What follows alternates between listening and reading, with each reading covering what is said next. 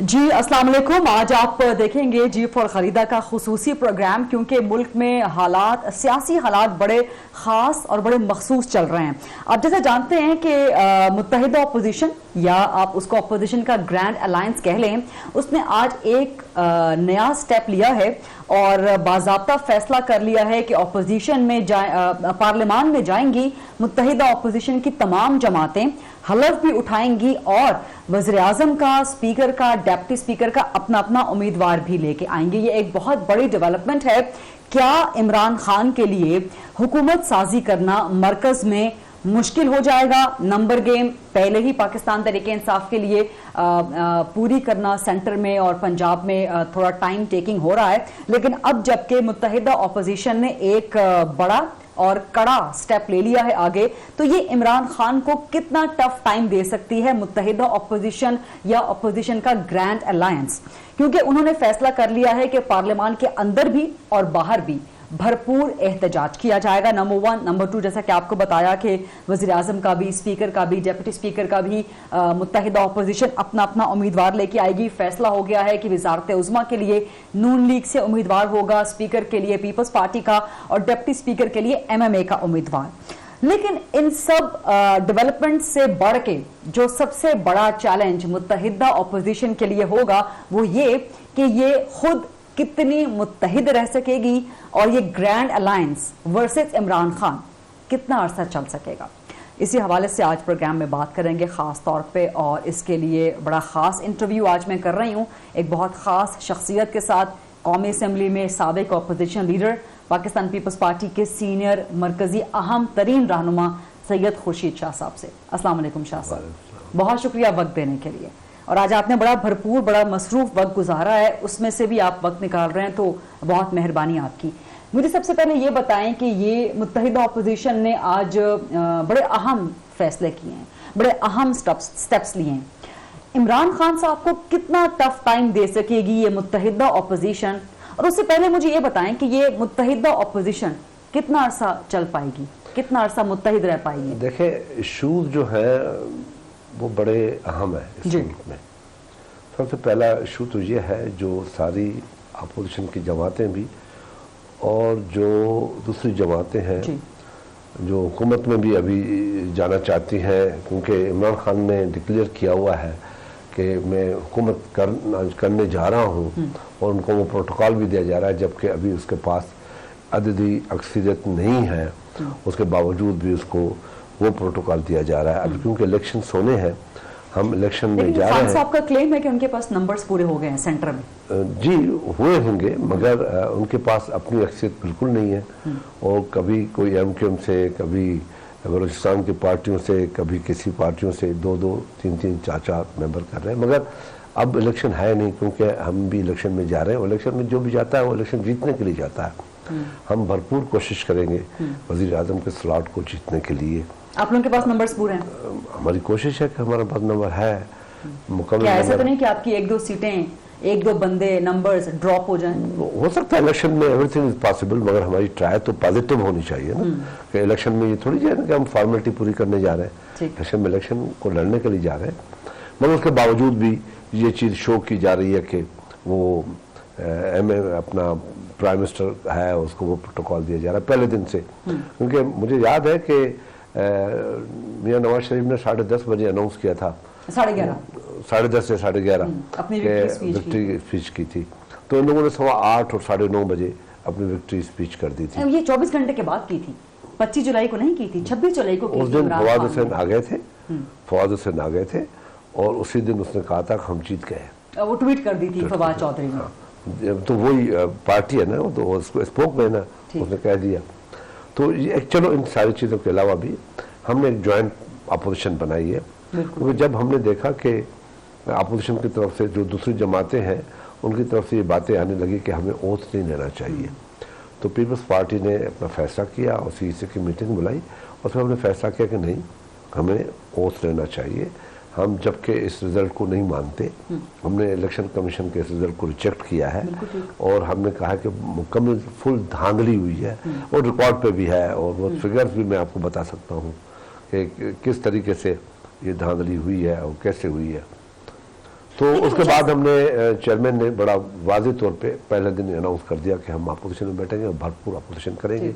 जब ये चीज़ें सामने आई कि अपोजिशन की दूसरी जमातें जो हार गई हैं, जिनके पास नून है, JUI है, ANP है, ये दूसरी जमातें हैं, उनसे हमने फिर रब्ता किया, फिर उनको इस पोजीशन पे लेके आए और उसके सिलसिले में हमारी 2 मीटिंग हुई, जिसकी आज भी मीटिंग थी। और उसके बाद हमने आज ये फैसला किया कि ज्वाइंट अपोजिशन अपना ज्वाइंट कैंडिडेट ले आएगी। ठीक है, ठीक है। लेकिन इसमें चूंकि आपकी बातों में से बहुत से सवालात मेरे सामने आए, एक तरफ पीपल्स पार्टी कहती है कि इंतखाबात धांधली से भरपूर हैं, यही एतराज नून लीग पर भी है, कम से कम मेरा एतराज है कि एक तरफ आप कहते हैं कि धांधली हुई है, इंतखाबी नताइज को मुस्तरद करते हैं, लेकिन फिर वही पीपल्स पार्टी, वही नून लीग उसी पार्लियामान को आप नहीं समझते कि लेजिटिमाइज कर रहे हैं। जब आपने ओथ उठा लिया तो इसका मतलब है कि आपने इमरान खान का मैंडेट भी तस्लीम कर लिया, उसी पार्लियामान में भी चले गए, फिर आपने इमरान खान को मुबारकबाद भी दे दी, लेकिन करनी ऑपोजिशन है। देखें, ये एक डेमोक्रेटिक तरीका होता है, हम जमहूरी लोग हैं। हमें पार्लियामेंट की पॉलिटिक्स को आपको याद होगा कि हमने RO इलेक्शंस कहे थे जी, और थे भी 2013 के, और जिसमें इमरान ने कहा था कि इसमें 35 पंचर लगे हैं, याद होगा ये भी, बिल्कुल, मगर वो भी आ गए थे। अब आपने भी कहा है कि 35 पंचर लगे, अभी 35 पंचर नहीं लगे, अब तो बस्ट हुआ है अब तो बस्ट हुआ है, पंचर तो टायर भी बर्स्ट हो गया है।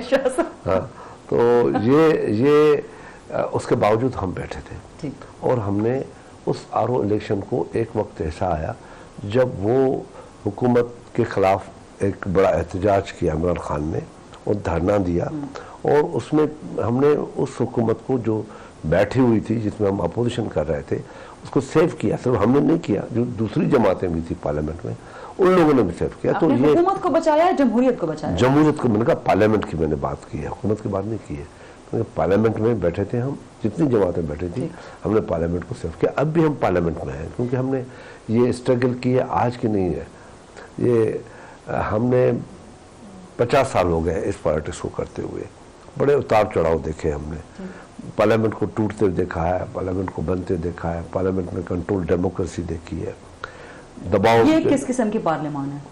देखिए, ये तो आपके सामने है कि ये खुला हुआ नजर आता है कि हमने खत भी लिखे थे कि जी ये कुछ हो रहा है, और उसका सबूत भी हमने दिए कि भाई ये कुछ हो रहा है, और इस तरीके से ये कैसा इलेक्शन हो रहा है। उसके बाद आपने देखे कि जो लोग आए, इलेक्शन कमीशन का वहाँ फेल्यूर नजर आया। RTS सिस्टम था, एक बनाया था, बड़ा स्ट्रॉन्ग सिस्टम बनाया था, जिसके कहते थे कि, और आप लोगों को भी उसकी ब्रीफिंग दी, बिल्कुल ब्रीफिंग हुई थी। हाँ, तो बड़ा स्ट्रॉन्ग सख्त हैवी लोड देके आपको बताया था कि हमने इसको चेक किया, डबल चेक किया, हाँ, डबल चेक किया है। तो उसके बाद वो RTS सिस्टम ही खत्म बैठ गया। और फिर नादरा ने भी आए कहा कि हमने कोई इसमें फॉल्ट नहीं है, बिल्कुल ठीक है। तो ये चीजें हैं। और दूसरा सबसे बड़ी बात, जो प्रिलिमिनरी इब्तदाई रिपोर्ट है वो भी आ गई है कि RTS बैठा नहीं था और प्रिजाइडिंग ऑफिसर्स को कह दिया गया था कि जी आप लोड नहीं करें, खत्म कर दे, रोक दे। हमें बताया गया प्रेसिडेंट ऑफिसर, हम तो मजबूर है, हम क्या करें, हम कंफ्यूज है।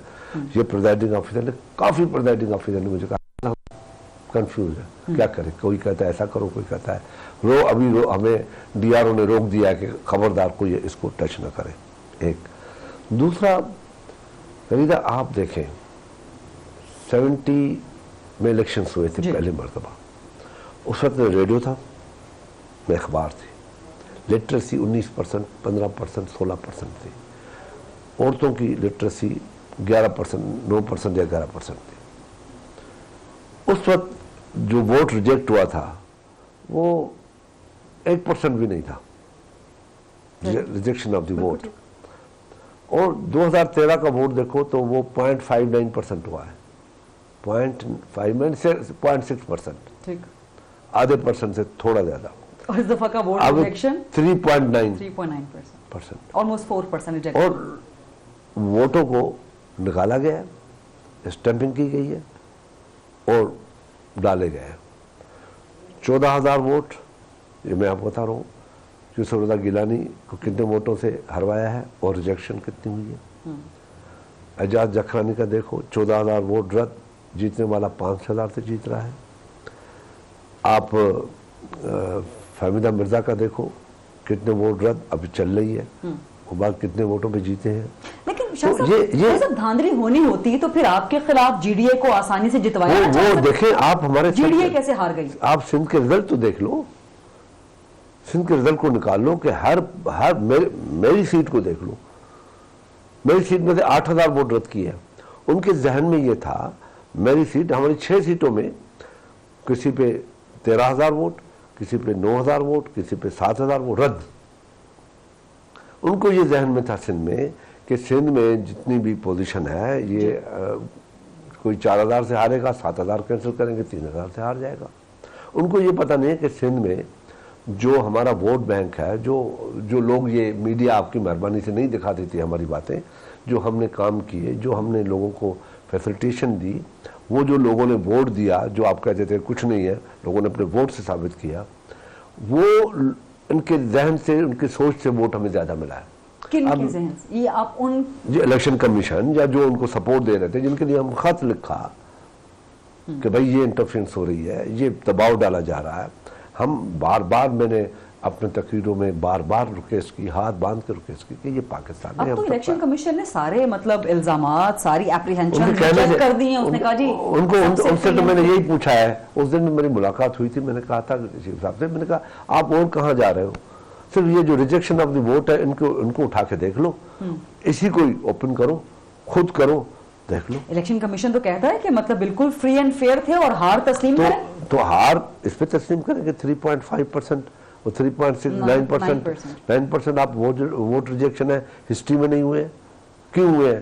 कि कौन सा फेल्यूर था? लोग, जबकि इस दुनिया में जब आज के 4 साल का बच्चा व्हाट्सअप कर रहा है, उस दौर में वोट रिजेक्ट होगा।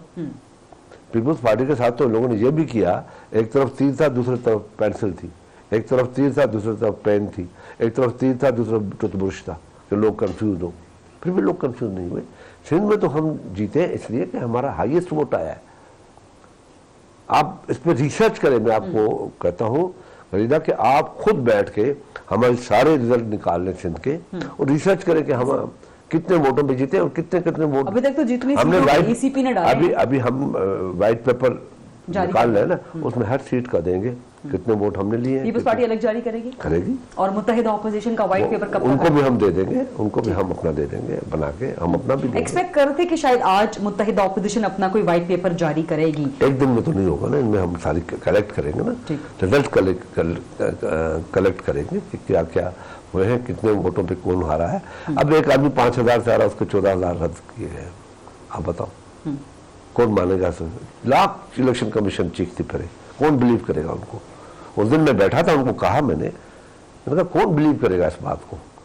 आपकी कौन सी जस्टिफिकेशन होगी जो 4% रिजेक्शन को कहेगा कि ये सही हुआ है? इस दौर में कौन मानेगा? और आरटीए सिस्टम उनका खत्म हो जाए अचानक, कौन मानेगा? सारी चीजें मिला लो, कड़िया मिला ना, कौन कहेगा? बोलते रहे, बोलने को तो सब बोलते हैं कि आरटीएस के बावजूद जो मैनुअल आने का सिलसिला था वो भी 48 घंटे चलता रहा। लोगों को निकाल दिया गया, लोगों को मारना शुरू किया, मेरी गाड़ी के ऊपर हमला किया। मैंने राइटिंग में लिख के भेजा, इलेक्शन कमीशन को लिख के भेजा, मेरी गाड़ी पे हमला हुआ। बुलेट प्रूफ गाड़ी थी, तब सेफ रहे हम, मगर कोई किसकी सुनने वाला नहीं था। ये तो क्रेडिट जाता है सिंध के लोगों को, जिन लोगों ने फुल मैंडेट दिया है। अच्छा शाह साहब, अभी ज्वाइंट और ऑपोजिशन, आप अंदाजा जहां से करें ना सिंध के मैंडेट का, शाह महमूद कुरैशी 2013 में 7000 वोट से हारा था, इस मर्तबा 62,000 वोट से हारा है, उसी एरिया से। कह दे हम खुलवा देते हैं, सारे पेपर खुलवा देते हैं, अंदाजा सारा एक सीट ये कर लो यूसुफ तालपुर की, इसमें से इलेक्शन कमीशन खोल ले, 10,000 वोट हमारे ज्यादा हो जाएंगे। ठीक, शाह साहब एक ब्रेक लेनी है अनफॉर्चुनेटली, वरना आपसे बातें बहुत इंपॉर्टेंट हो रही हैं। वापस आके आपसे वही सवाल करूंगी जो मैं आपसे पहले जवाब लेना चाह रही थी कि मुत्तहिदा ऑपोजिशन कितना अरसा मुत्तहिद रह सकेगी और क्या वाकई टफ टाइम खुर्शीद शाह साहब का। शाह साहब वही सवाल जो ब्रेक पर जाने से पहले, एक तो ये बताएं कि कितना टफ टाइम दे सकेंगे आप लोग इमरान खान साहब को? देखिए, ये ज्वाइंट ऑपोजिशन टफ टाइम देने का ऐसा कोई मसला नहीं है। अच्छा, हम रियलिटी पे जाएंगे, टफ टाइम देने की क्या जरूरत है? हकायत आप रोक सकेंगे इमरान खान साहब को सेंटर में गवर्नमेंट फॉर्मेशन से? देखिए, ये तो वोट पे है ना, हम पूरी कोशिश करेंगे हम। बाकी अगर वो जीत जाता है तो वो हुकूमत करे, और जो हमारी ये भी कोशिश होगी कि अगर वो हुकूमत जीत जाता है, प्राइम मिनिस्टर बन जाता है, तो जो उन लोगों ने मैंडेट दिया है और जो कमिटमेंट लोगों के साथ की है, हम पूरा मौका देंगे कि वो कमिटमेंट पूरी करें। ठीक, ऐसा नहीं है कि हम उसको उसके आड़े आएंगे कि वो चीज़ न करे। जो जो उसने कमिटमेंट किए, 1 करोड़ नौकरियों की बात की है, 50 लाख घरों की बात, 4 अरब दरख्त लगाएगा, वो कर ले, 50 लाख घर बना के दे, जो साउथ पंजाब को सूबा बनाए, इस तरीके से लोगों को अपना एग्रीकल्चर की बात की है उसने। जो जो चीजें की हैं वो करे। मैशत ठीक करने की बात की है, सबसे बड़ी बात सादगी अपनाएंगे, कि सादगी अपनाएंगे, ज़राअत की बात की है, ज़राअत की बात की है, तो सारी चीजें हैं वो करे। हमें खुशी होगी कि पाकिस्तान में और चीजें कहा है कि कर्जा नहीं, मैं कर्जा नहीं लूंगा, ये बातें करता था, कोई कर्जा नहीं लूंगा। अब सुना है IMF के पास जा रहे हैं कि मजबूरी है, हमें जाना है, तो फिर क्यों आप क्रिटिसाइज करते थे? अभी तो गवर्नमेंट बनने देना शासन। हाँ, मैं वही कह रहा हूँ कि बने, अगर वो जीत जाता है तो जो कमिटमेंट है करे पूरी। हम उसके हनीमून पीरियड पूरा देंगे उसको, 100 डेज का। हाँ, वो 100 डेज 200 डेज ले ले, करके दे लोगों को कहना, क्योंकि वो खैबर पख्तूनख्वा में मुकम्मल फैल गया है। नहीं तो लोगों ने वोट तो फिर दोबारा दे दिया दिया। ना। अब कैसे दिया है वो तो अभी आप देख रहे हैं कि आज भी 2 सीटें वापस आ गई हैं, अभी आ रहे हैं लोग। आपको ऐसे ऐसे देखने में आएगा कि किस तरीके से आए, मगर इस बात में हमें पढ़ना ही नहीं है। हम अपनी अपोजिशन करेंगे, जॉइंट अपोजिशन करेंगे और डट के करेंगे, फुल फोर्स से करेंगे। इमरान को मजबूर करेंगे, जो कमिटमेंट की है वो पूरी करें, ठीक, जो बातें उसने माजी में की हैं वो पूरी करें। वो जो जो कहता आया है उसको कंप्लीट करना है। और वो कहता था मैं किसी के अलायंस के साथ नहीं बनाऊंगा, पहला तो ये टूट गया उसका, MQM के दरवाजे पे जाके बैठ गया। जिसको क्या कहता था, एक हमारे बेहतरीन दोस्त है, डिसेंट आदमी है, मैं उसकी बहुत एहतराम करता हूँ। उस वक्त भी मैंने एक बात को मजम्मत की थी, कंडेम किया था, आज उसके पास चला गया, जिसको कहता था कि पंजाब का सबसे बड़ा डाकू है। लेकिन पीपल्स पार्टी भी तो काफ लीग को कातिल लीग कहा करती थी ना, फिर आप लोग भी इत्तेहाद करने गए उनके साथ अपने टेन्योर में। बात सुने, हमने जो इत्तेहाद किया वो किसी पोजीशन पे किया कि उनके पास कुछ चीजें थी। ये तो 4 सीटों के पीछे भागता गया है उनके पीछे। हमने कहा दुश्मनी और जो करप्शन है, डाकू और चीज है। दुश्मनियां तो होती हैं, दुश्मनियां अलग चीज होती है, मुखालफत अलग चीज होती है, गाली अलग चीज होती है। वो तो कहता है डाकू है, डाकू का मतलब ये तो डाकुओं के खिलाफ है ना। दुश्मनियां तो अलग चीज है भाई, दुश्मनी है मेरी आपके साथ, वो तो होती है। आप मेरे कातिल हैं, मैं प्रूव कर दो कातिल हूं। लेकिन आपके लिए बीबी का कातिल किसी को कहना, फिर उसके साथ इत्तेहाद मैं कर तो लेना। आप वो चीजें अलग हैं। डाकू और कातिल में फर्क है। डाकू उसको कहते हैं जो लुटेरा होता है, डाके मारता है। ये तो डाके मारने वालों के खिलाफ है। ये कहता है मैं एक साफ शफाफ पाकिस्तान लाऊंगा, अच्छे लोग होंगे, कोई उसमें डाकू नहीं होगा। तो फिर कैसे ले आया? माफी मांगे? इमरान खान साहब चेक रखेंगे ना, कैसे चेक लेके कैसे आया? उन्होंने खुद कहा था कि एहतसाब मुझसे शुरू करें और मैं किसी को गलत काम नहीं करने दूंगा अपनी गवर्नमेंट में। तो वो तो अभी खैबर पख्तूनख्वा में भी तो ये कहता था ना। वो कितनी बातें आई हैं उनके सामने, क्या हुआ? ये एक लंबी कहानी है, बैठेंगे अलग बात है, मगर अभी हम उसको मौका देंगे, पूरा मौका देंगे कि भाई आओ। अगर मेरा पाकिस्तान, मेरा मुल्क, मेरे पाकिस्तान के 1 करोड़ बच्चों को रोजगार मिल जाता है, उनको अच्छी हेल्थ फैसिलिटी मिल जाती है, अच्छी बात कोई नहीं है। पीपल्स पार्टी भी इसमें सपोर्ट करेगी फिर इमरान खान? बिल्कुल करेंगे, अच्छे कामों में सपोर्ट करेंगे। अगर अच्छी बातें करेगा तो क्यों नहीं करेंगे हम? मुखालफत बड़ा मुखालफत हम नहीं करेंगे, ये नहीं होता है। ये डेमोक्रेसी, अच्छे कामों में पीपल्स पार्टी इमरान खान को सपोर्ट करेगी। अगर अच्छी बातें लेके आ रहा है, अच्छे रिफॉर्म्स लेके आ रहा है, एक अपना फाइनेंशियल रिफॉर्म्स आता है, इकोनॉमिक रिफॉर्म्स ला रहा है, पार्लियामेंट को स्ट्रेंथन कर रहा है, तो क्यों नहीं करेंगे? इसमें पीपल्स पार्टी सपोर्ट करेगी इमरान खान। मुस्लिम लीग नून की नहीं की, करते नहीं थे बहुत ऐसे थे जो आए। वो तो इमरान खान कहते रहे कि मुख मुका कर दिया, तो ये भी करते थे पीपल्स पार्टी के ये भी हमारे साथ होते थे उस रिफॉर्म्स में जब आते थे। ये भी उन लोगों को वोट देते थे, ये भी लोग आते कमेटीज वगैरह में। हाँ, ले आते थे। तो इसका मतलब ये हुआ कि जो इमरान खान कहते थे कि नून लीग और पीपल्स पार्टी का मुख मुका है, वो अब मुत्तहिदा अपोजिशन की सूरत में सामने आ गया। देखें, बात सुने फरीदा, ये चीजें वो अपोजिशन में हम उनके लड़े हैं, वो हमारे अपोजिशन में लड़े। क्या आप ये समझते हैं कि जब हम अपोजिशन में सब आए, हम अलग अलग बेंचें बनाए और हुकूमत को हमने इजी वे दे दे। आप ये चाहते हैं, उनकी सियासत अपनी है, हमारी सियासत अपनी है। क्या हम इमरान खान के साथ हमने अपोजिशन नहीं की? नहीं की। पता है क्या हम खैबर पख्तूनख्वा में इमरान खान के खिलाफ नहीं थे? क्या कभी हमने इमरान खान को यहाँ रास्ता रोका? बोलने में मैंने रुकावट की और मुझे कहते थे कि आज मैं इमरान खान साहब आए बोलेंगे, मैंने कहा बोलने दो, मैं नहीं बोलता, वो बोले। शाह महमूद कहता था बोलो, साथ लेके चले। अपोजिशन में तो ऐसा ही होता है। मुकमुका नहीं है नून लीग और पीपल्स पार्टी का? मुकमुका अभी जो हम अपोजिशन में बैठे हैं तो मिलके फैसले करने पड़ेंगे हमें कौमी मुफाद में। मिलके फैसले करने पड़ेंगे। ये मिलके चलने वाला काम मुत्तहिदा अपोजिशन कितना अरसा निकाल सकेगी? जितना अरसा हुकूमत निकालेगी उतना अरसा हम निकालेंगे। ये आप बड़ी खबर दे रहे हैं। जितना अरसा हुकूमत निकालेगी उतना अरसा हम निकालेंगे। आप नहीं समझते इमरान खान अगर गवर्नमेंट बना लेते हैं तो अपनी टर्म पूरी करेंगे? अल्लाह करे। आपको पता है पीपल्स पार्टी इस बात पे बड़ी खुश होती है कि हमारी पार्लियामेंट चल रही है। ये तो ख्वाहिश है, लेकिन मगर किसी की बैसाखियों पर ना अपनी बैसाखियों पर चले, वरना पूरा नहीं कर सकेंगे। और मेरी दुआ भी है। मैं सियासतदान हूँ, मैं पॉलिटिशियन हूँ, मैं पार्लियामेंटेरियन हूँ, मैं डेमोक्रेटिक हूँ।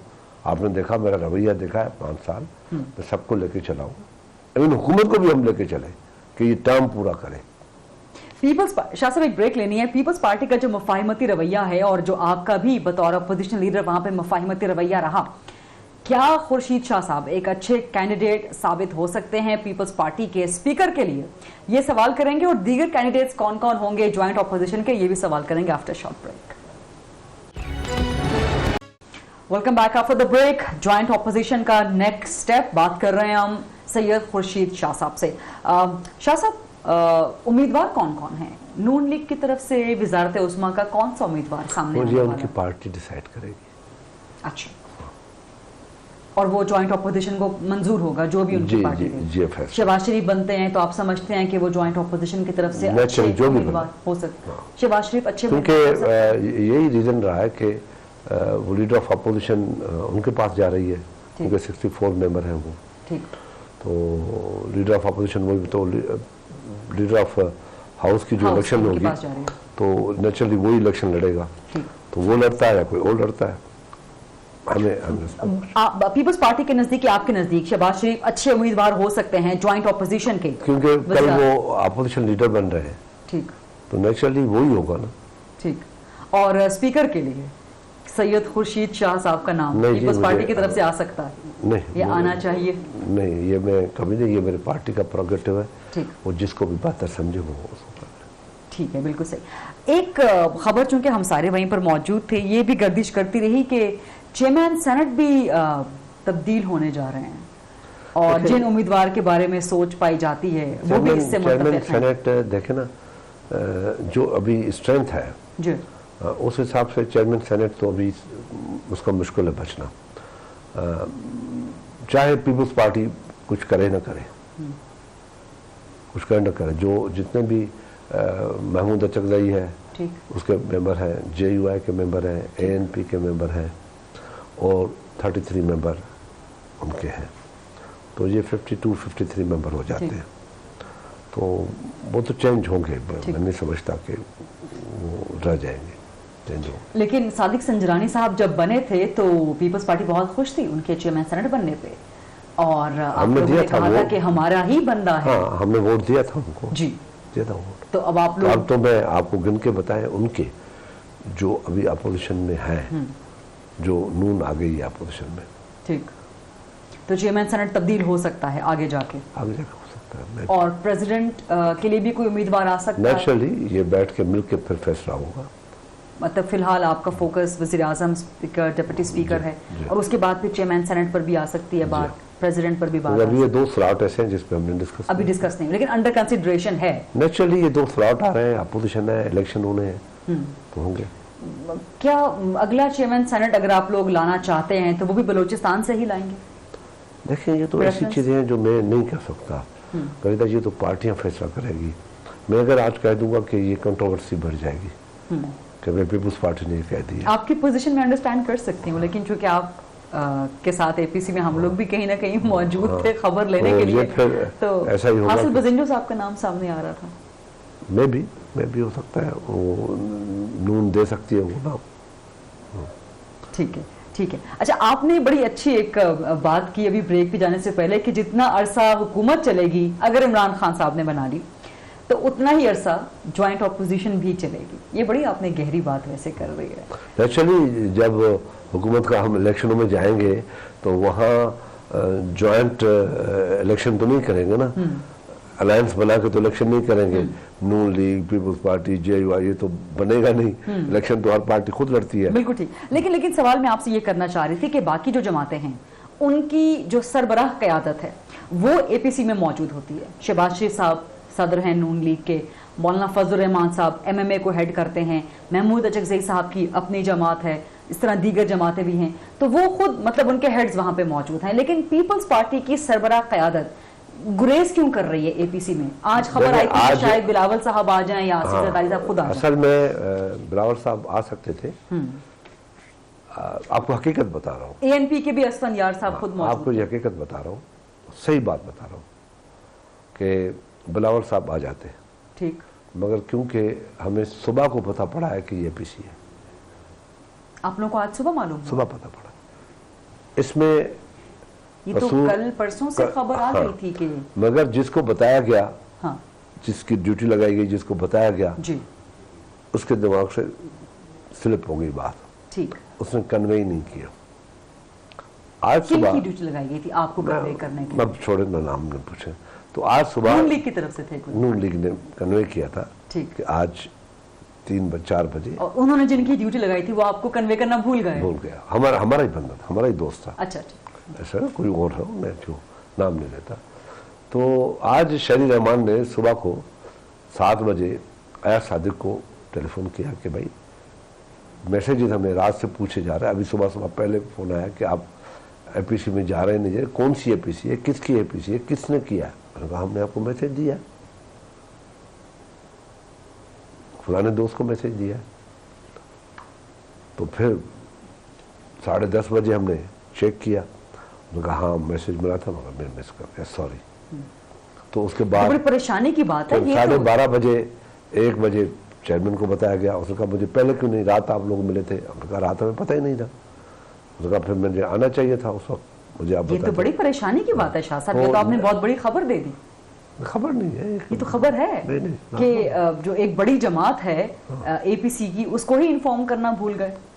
कल को यही भूल जाएंगे। वो कोई और नहीं भूले, उन लोगों ने तो बताया, हाँ, हम भूल गए खुद बताते बताते।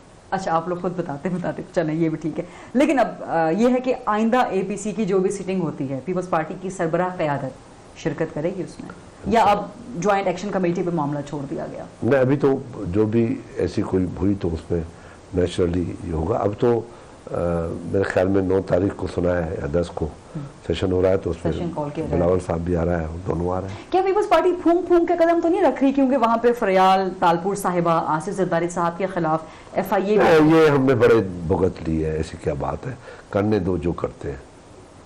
अभी इतना बड़ा हमारे इलेक्शन से 15-20 दिन पहले ज़रदारी साहब के ऊपर 30 अरब की बात कर दी, और जब वहां गए तो वहां कहा कि जी नहीं तो 1.5 करोड़ रुपए है। और फिर चीफ जस्टिस कहता है किसने आपका ECL पर नाम डाला है? यहाँ तो हमारे पास तो है, हमने कोई इंस्ट्रक्शन नहीं दी। तो सबोटाज तो इस तरीके से भी किया गया ना कि देखें जी ये क्या हो रहा है। कोशिशें की गई पूरी हैमरिंग करने की, सिर्फ एक धांधली नहीं हुई है, बहुत सी और धांधलियां हुई। शाह साहब, मेरे पास अनफॉर्चुनेटली वक्त खत्म हो गया, वरना ये जिस स्टेटमेंट पे हम क्लोज कर रहे हैं इसी से एक और प्रोग्राम भी शुरू कर सकते हैं। बहरहाल बहुत बहुत शुक्रिया सैयद खुर्शीद शाह साहब आज के लिए वक्त देने के लिए। ये था आज का प्रोग्राम, देखने का शुक्रिया।